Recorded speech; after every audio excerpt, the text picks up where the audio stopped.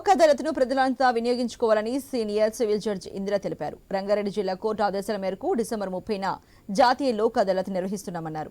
ఇప్పటివరకు కోర్టుకు రాని కేసులు, కోర్టులో పెండింగ్లో ఉన్న కేసులను రాజీ ద్వారా లోక్ అదాలత్లో పరిష్కరించుకోవచ్చని తెలిపారు. ఇందుకు ఎలాంటి రుసుము చెల్లించాల్సిన అవసరం లేదని, ప్రజలంతా ఈ అవకాశాన్ని ఉపయోగించుకోవాలని కోరారు.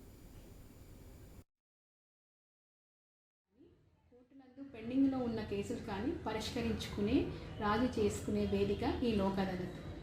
లోక్ అదాలత్లో కేసు దాఖలు చేసినప్పుడు కోర్టు రుసుము చెల్లించాల్సిన అవసరం లేదు. న్యాయస్థానంలో పెండింగ్లో ఉన్న సివిల్ కేసు లోక్ అదాలత్కి పంపబడి ఆ తర్వాత పరిష్కరించబడినట్లయితే వాస్తవానికి కోర్టులో చెల్లించిన కోర్టు రుసుము కూడా పార్టీలకు తిరిగి చెల్లించబడుతుంది. లోక్ అదాలత్లో కేసు పరిష్కరించుకుంటే ఇరు వర్గాలు గెలిచినట్టే. ఈ లోక్ అదాలత్ ద్వారా సమయం మరియు డబ్బు వృధా కాకుండా ఉంటుంది. ఈ జాతీయ లోక్ అదాలత్లో రాజీకి పడదగ్గ క్రిమినల్ కేసులు, అన్ని రకాల సివిల్ కేసులు, కుటుంబ తగాదా కేసులు, డబ్బు రికవరీకి సంబంధించిన కేసులు, మోటార్ వెహికల్ యాక్సిడెంట్కి సంబంధించిన కేసులు, చిట్ ఫండ్ కేసులు, ఎలక్ట్రిసిటీ కేసులు, చెక్ బౌన్స్ కేసులు మరియు ఇతర రాజీకి వీలున్న కేసులన్నీ సులభంగా పరిష్కరించుకోవచ్చు. ఇట్టి అవకాశాన్ని ప్రజలందరూ సద్వినియోగం చేసుకోవాలి.